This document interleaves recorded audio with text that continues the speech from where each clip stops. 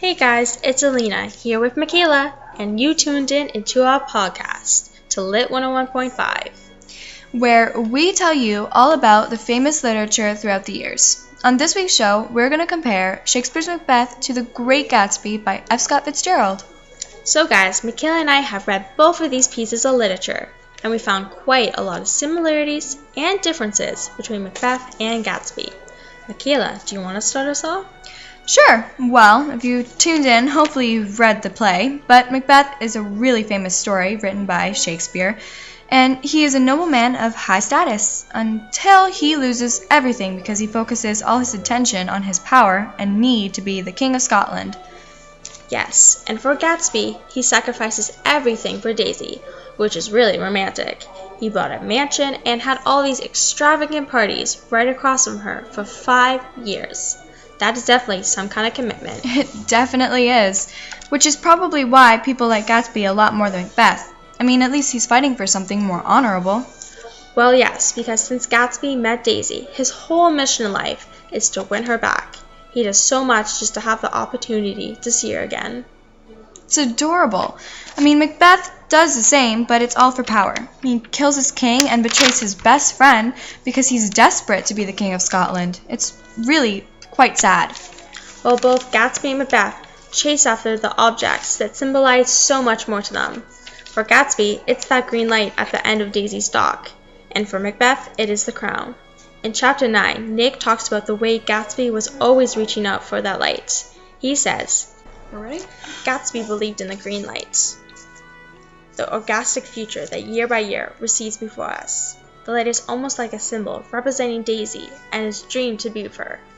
It also symbolizes the impossible reach for Daisy over on the west egg side, and him trying to achieve his ambitious goal. It's so adorable. And I mean, for Macbeth, the crown symbolizes his position as king and the power that he yearns for. I mean, owning that object to him represents having so much more power at his fingertips. Now let's not forget that both men meet the same fate. That is true. Both Macbeth and Gatsby end up dead.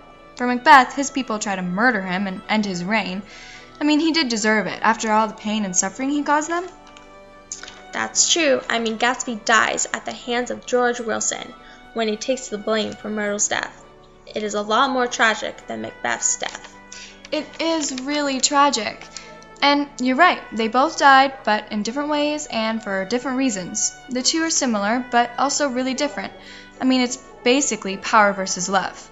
I mean, Macbeth in Act 3 orders murderers to kill his best friend and feels no remorse at all. He says, "Both of you, know Banquo was your enemy." I mean, how can you go from having someone so loyal and true to you as your best friend and then turn around and call them your enemy? He betrays Banquo all for his power to be king. Okay, and now for Gatsby.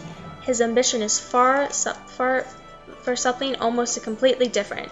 He is so selfless when he takes the blame to protect Daisy, while Macbeth's power-seeking dream is all about pleasing his own satisfaction. Gatsby strives to protect the woman that he loves. That is so sweet. But you know, Alina, some people would argue that Macbeth had love on his mind when he killed his king for power too. Remember, Lady Macbeth had a pretty big role in the whole thing. Well, yeah, she pushed him a little, but Macbeth has free will, and Lady Macbeth didn't even know about Banquo. But come on, I mean, sometimes all people need is a push, and then they're stuck on the path of self-destruction and greed. I'm not saying Macbeth is right, I'm just saying he's not the only one to blame in that situation. In a way, I guess, you're right. He did want to please his wife, but he's still power-hungry. Oh, I definitely agree with that. Anyway, guys, I think we're all out of time, but overall, Gatsby and Macbeth have a lot of things in common, especially when it comes to their ambition and chasing their dreams. But where Macbeth is more power-hungry and cruel, as we have just discussed, Gatsby only wants to have the love of his life back in his life, the way it used to be. Thanks for listening. Hope you guys liked the episode comparing Gatsby and Macbeth. And we hope you tune in next week for when we discuss if Romeo and Juliet is relatable to teenagers these days. I'm Alina. And I'm Michaela. And thanks for listening to our podcast on Lit 101.5 here in Whitby, Ontario, on a great winter day of January 20th. Hope you enjoyed these pieces of literature as much as we did. And remember, don't read too much. Well, unless you're us. Tune in next week. Have a great day, and goodbye!